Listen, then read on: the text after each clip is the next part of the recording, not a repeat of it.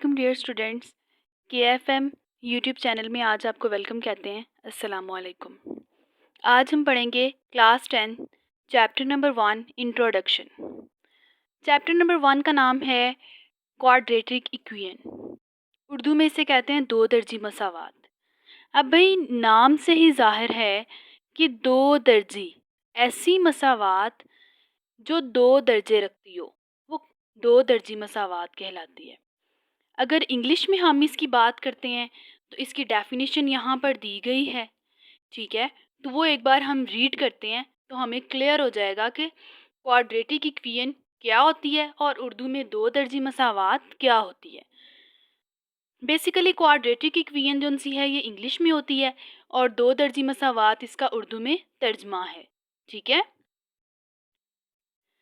Definition है an equation which contains the square of unknown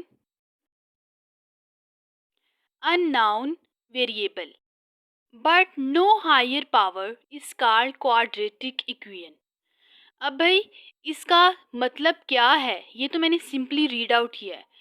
an equation ऐसी मसावात विच contains जो मुश्तमिल होती है the square of the unknown variable, जो अननाउन वेरिएबल ऐसी मसावात जो मुतगय्यर जो सा है उसके स्केयर पर उसके मुरब्बे पर मुश्तमिल होती है बट नो हायर पावर, और उसकी जो मसावात है वो इससे ज़्यादा ना हो तो वो क्वाड्रेटिक इक्वेशन कहलाती है। इस कॉल्ड क्वाड्रेटिक इक्वेशन उर्दू में दो दर्जी मसावात कहलाती है। It is also known as second degree equation. इसको हम सेकंड डिग्री इक्वेशन भी कहते हैं। ठीक है, उसके बाद हमारे पास आता है स्टैंडर्ड फॉर्म कि भाई इसकी स्टैंडर्ड फॉर्म क्या होती है। तो क्वाड्रेटिक इक्वेशन की जो स्टैंडर्ड फॉर्म है ना उसके अंदर हमारे पास है ax² + bx + c that's equal to 0। अब यहाँ पर इक्वेशन मैंने आपको इसकी स्टैंडर्ड फॉर्म तो बता दी है, लेकिन आपको अभी ये नहीं पता कि a क्या है, b क्या है और c क्या है। ये बात तो तय है कि इक्वेशन के अंदर जो सा है वो क्या यूज़ होता है, अननाउन वेरिएबल्स यूज़ होते हैं। x² और x जो सा है वो तो इसके अंदर है। अब यहाँ पर इसकी मैक्सिमम पावर जो सी है वो कितनी है, 2 है। 2 से ज़्यादा तो नहीं है। अब जो x है उसकी पावर 1 है, यानी कि इससे हमें ये पता चलता है कि जो क्वाड्रेटिक इक्वेशन है ना इसके अंदर मैक्सिमम पावर 2 हो या इससे कम हो। ठीक है, और इससे कम हो, इससे ज़्यादा ना हो। अगर इससे ज़्यादा हुई तो वो क्वाड्रेटिक इक्वेशन नहीं होगी।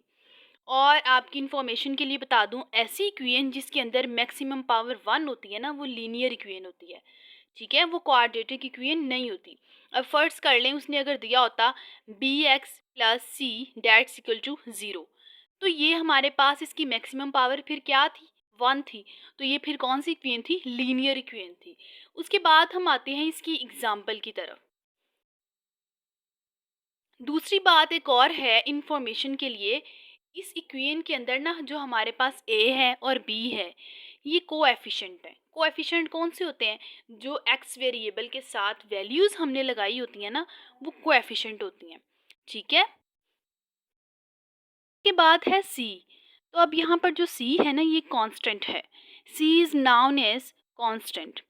c एक कांस्टेंट है, इसके साथ कोई भी वेरिएबल नहीं होता, ये एक मुस्तकिल रकम है। ठीक है, और इक्वल टू 0 है।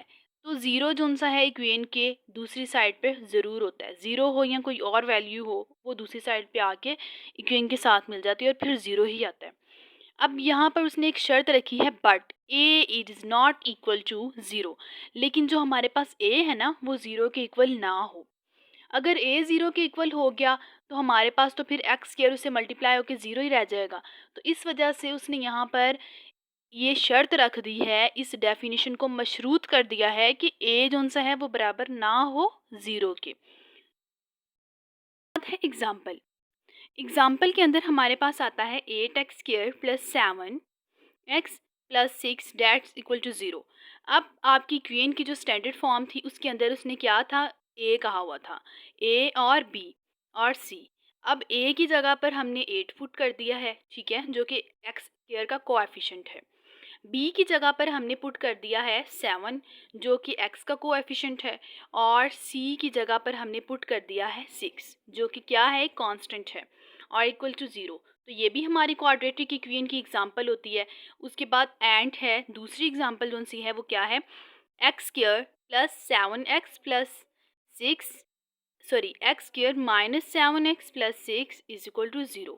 अब यहाँ पर एक्स स्क्वायर के साथ हमारे पास कोएफिशिएंट क्या हो सकता है, 1 है। जब भी किसी एक्स स्क्वायर या एक्स के साथ कोई वैल्यू या कोएफिशिएंट नहीं होगा तो हमने क्या करना है कि उसकी जगह पर क्या है, वो 1 है। तो यहाँ पर एक्स स्क्वायर का कोएफिशिएंट 1 है, माइनस 7 जो उनसे एक्स का कोएफिशिएंट है, और प्लस 6 क्या है, कांस्टेंट है, जो कि किसके इक्वल है, 0 के। ठीक है, तो ये हमारी एग्जाम्पल होती हैं किसकी, क्वाड्रेटिक इक्वेशन की। बात है प्योर क्वाड्रेटिक इक्वेशन। अब प्योर क्वाड्रेटिक इक्वेशन क्या होती है वो हम देखते हैं। 10 क्लास के चैप्टर नंबर 1 का जो इंट्रोडक्शन है, बुक पे भी प्योर क्वाड्रेटिक इक्वेशन का जिक्र है और इसके बारे में उन्होंने बताया हुआ है, लेकिन मैं आपको यहाँ पर हेडिंग्स के बारे से बता रही हूँ। जब हम किसी चीज़ को हेडिंग से पढ़ते हैं ना तो उसको हमें समझना आसान हो जाता है। इस वजह से आप लोगों ने इसको बहुत अच्छी तरह से समझ लेना है। ये बहुत इंपॉर्टेंट क्वेश्चन है, अक्सर एमसीक्यूज में और क्वेश्चंस में पूछ लिया जाता है पेपर में। तो if b is equal to 0 in ax square plus bx plus c that's equal to 0।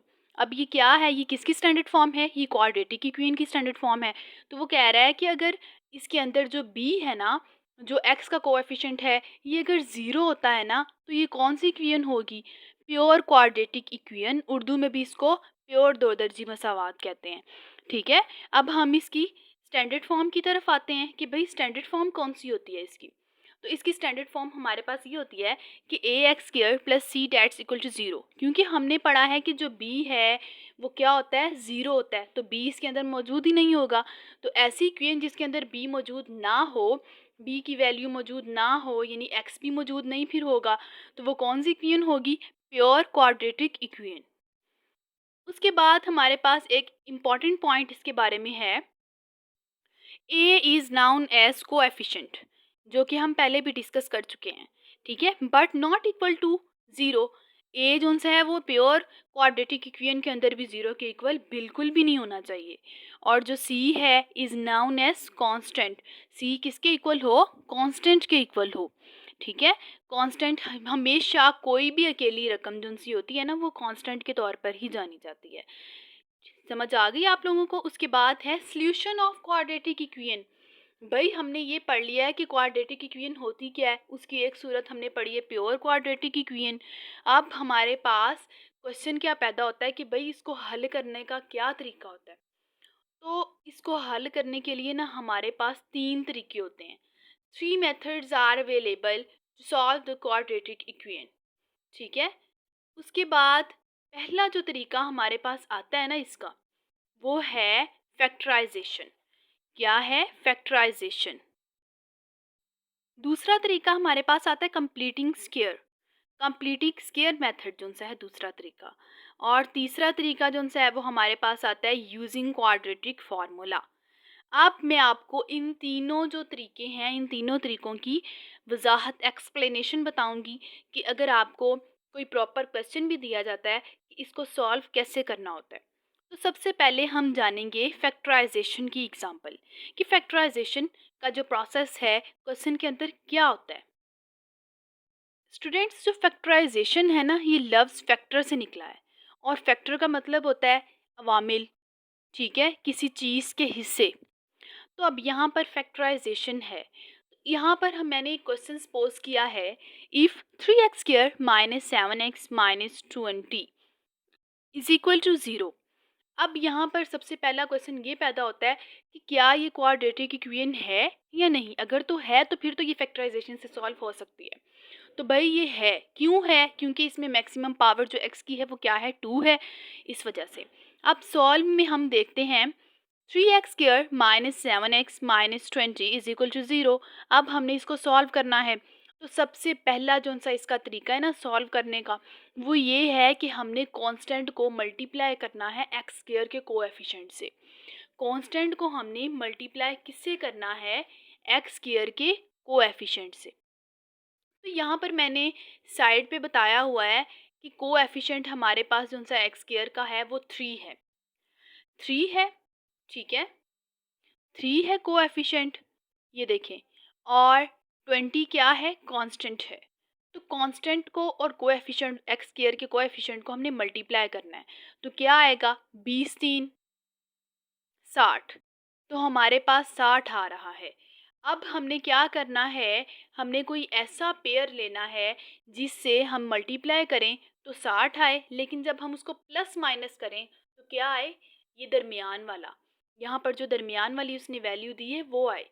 क्या है दरमियान में, क्वेश्चन में -7x, तो हमने इसको लिखना है। अब हमने एज पेयर चूज कर लिया हुआ है, वो कौन सा है, 12 ज़रब 5, 12 5 60, और जब हम इसको प्लस माइनस करेंगे तो वो क्या आएगा, -7 आएगा। अब हमने देखना है, देखें क्वेश्चन के अंदर जो 7x है ना उसके साथ क्या है, माइनस है, -7x है, तो इस वजह से हमने इस पेयर की बड़ी रकम के साथ माइनस लगाना है। ठीक है, जो वैल्यू बड़ी रकम के साथ होती है ना वो असल में हतमी वैल्यू के साथ आती है, और छोटी रकम के साथ हमने प्लस लगा देना है। तो आंसर में हमारे पास क्या आ जाएगा, -7, जो कि क्वेश्चन में दिया हुआ है। अब हमने इस पेयर को क्या कर देना है, क्वेश्चन के अंदर पुट कर देना है, -12x प्लस 5x हमने पुट कर दिया। ठीक है, जो x होता है ना वो हमने इसके साथ ज़रूर लगाना है, क्योंकि ऊपर वाले क्वेश्चन के अंदर जो हमारे पास ये क्वेश्चन है इसके अंदर भी उसने 7x दिया हुआ है, तो हमने इसको सॉल्व करने के लिए भी जो हमने पेयर लिया है उसके साथ भी हमने क्या करना है, x को पुट कर देना है। अब हम -12x में से प्लस करेंगे 5x, तो प्लस माइनस माइनस, तो 12 में से 5 को माइनस करेंगे 7, और वैल्यू कौन सी आएगी, अलामत कौन सी आएगी वैल्यू के साथ, माइनस की। ठीक है, जो बड़ी रकम के साथ है, तो वो हमारा क्वेश्चन ठीक इस तरह प्रूव हो रहा है। अब आगे हमारे पास है कि हमने इसमें से कॉमन ले लेना है, 2 2 के पेयर बना लेने हैं। अब यहाँ पर क्या है, 3x स्क्वायर माइनस 12x है, इसका पेयर बन गया, प्लस 5x है -20, इसका पेयर बन गया। अब इसमें से हमने कॉमन इन दोनों में से लेना है, इन दोनों में से कॉमन, तो 3x यहाँ पर हमारे पास कॉमन आ रहा है इसमें से। ठीक है, 3x कॉमन आ रहा है।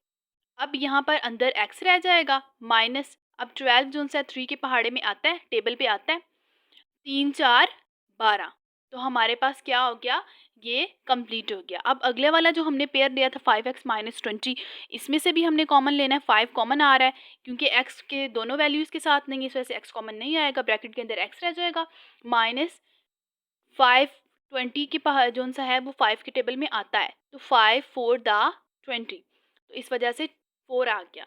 इसको हमने इक्वल टू, ऊपर से 0 चलता आ रहा है, इसके इक्वल कर देना है। ठीक है, उसके बाद हमने क्या करना है, दोनों वैल्यूज़ को इकट्ठा कर लेना है, ब्रैकेट जो सी हैं वो सेम है। भाई अगर ब्रैकेट सेम होगी तो आपका क्वेश्चन बिल्कुल ठीक है, अगर ब्रैकेट्स ये दोनों सेम नहीं है ना तो आपका क्वेश्चन गलत है। ये दोनों सेम ब्रैकेट है, हमने इसको एक बार ही लिख लेना है, और 3x + 5 इसको हमने एक बार लिख लेना है, इज इक्वल टू 0। ठीक है, ये कर देना है हमने इसको। ठीक है, कर दिया। उसके बाद अलग-अलग 0 के इक्वल करके हमने इस क्वेश्चन को सॉल्व कर देना है। x - 4 = 0, x = 4 आ गया प्लस का, 3x + 5 = 0, 3x इधर रह गया = 5 उधर जाके माइनस का हो गया। ठीक है, हमने अकेली x की वैल्यू फाइंड करनी होती है, तो x = -5/3, तो ये हमारे पास आ जाएगा सोल्यूशन सेट। सोल्यूशन सेट को हम पॉइंट S से भी शो करते हैं। ठीक है, आप इसको भी लिख सकते हैं, = ब्रैकेट, कर्ली ब्रैकेट के अंदर हमने आंसर लिखना होता है, -5 और 3 और 4 हमारा क्या है, आंसर है। उसके बाद है कंप्लीटिंग स्क्वायर मेथड। दूसरा तरीका है किसको, क्वाड्रेटिक इक्वेशन को सॉल्व करने का। यहाँ पर हमारे पास इस मेथड को समझने के लिए 5 स्टेप्स होते हैं। जिस बच्चे को ये स्टेप्स समझ आ गए उसको दुनिया का कोई भी सवाल मिल जाए सॉल्व करने के लिए वो उसको कर सकता है। इसलिए आप लोगों को इंट्रोडक्शन के अंदर ये सारे तरीके इस वजह से समझाए जा रहे हैं कि भाई आप लोग एक्सरसाइज के अंदर किसी भी क्वेश्चन को आसानी से सॉल्व कर सकें। ठीक है, तो यहाँ पर हमारे पास है 5 स्टेप्स। अब मैंने सपोज किया है हमारे पास जो सा क्वेश्चन है ना वो आता है x² - 3x - 4, ठीक है, = 0। तो यहाँ पर फर्स्ट स्टेप जो सा आप लोगों ने गौर से सुनना है, और देखना है। फर्स्ट स्टेप हमारे पास क्या है क्वेश्चन के अंदर, x square plus minus 3x minus 4 is equal to 0। First step हमारे पास ये है कि हमने कांस्टेंट को उठाकर दूसरी साइड पर ले जाना है जहाँ पर 0 होता है। तो देखिए फर्स्ट स्टेप के अंदर मैंने क्या किया, x square minus 3x is equal to 4। मैं 4 माइनस का था उसको उठाकर मैंने दूसरी साइड पर लिख दिया है। तो वो क्या हुआ कि वो माइनस का था पहले और अब वो किसका हो गया है, 4 प्लस का हो गया है।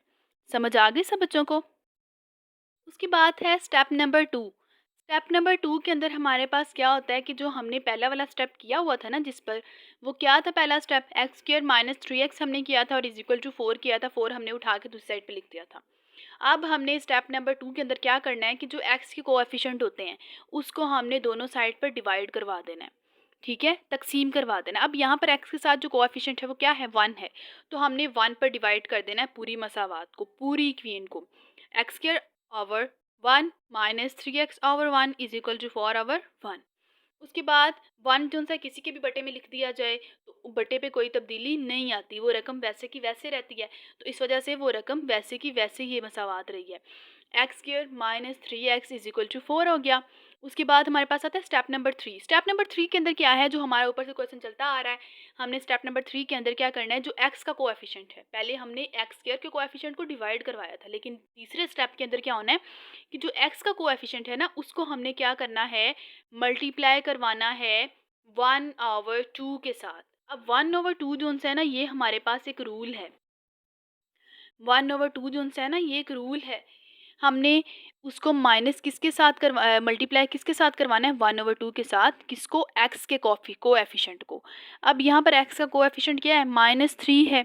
ठीक है, -3 है x का कोएफिशिएंट। तो हमने इसको मल्टीप्लाई करवाना है 1/2 के साथ और इसके स्क्वायर को हमने ऐड कर देना है दोनों साइड पे। ऐड -3/2। यहाँ पर मैंने माइनस नहीं लिखा तो आप लिख लीजिएगा। -3/2 का होल स्क्वायर हमने लेकर उसको ऐड कर देना है दोनों साइड पर, जो हमारे पास क्वेश्चन है। तो मैंने उसको ऐड करवा दिया है। ठीक है, ऐड कर दिया है। प्लस -3/2 का जो स्क्वायर है वो है, दूसरी साइड पे भी यही काम हुआ है। ठीक है, अब जो हमारे पास अगला वाला स्टेप है ना, उसके अंदर क्या है, complete square on both sides. जो स्क्वायर वाली वैल्यूज़ है ना इक्वेशन के अंदर, उसको हमने इकट्ठा कर देना है।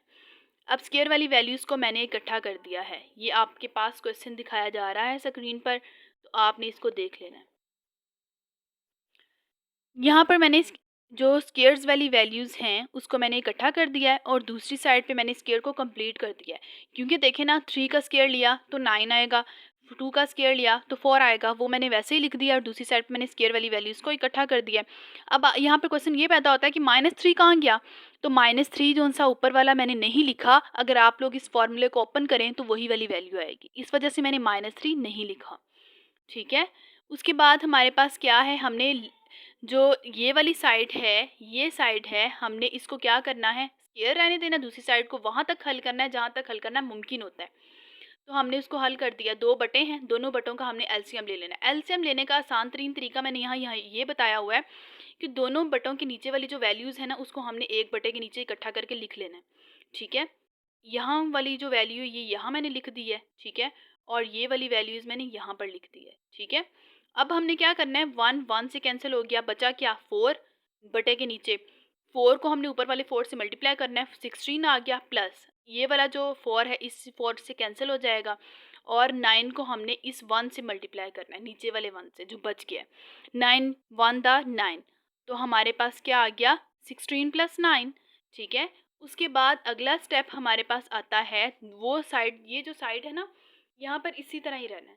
इसको हमने अब फिलहाल क्या करना है, कंप्लीट कर देना है। तो यहाँ पर ऐड करेंगे तो 25 आएगा, ओवर 4 आ जाएगा। उसके बाद है step number 5, taking square root on both sides.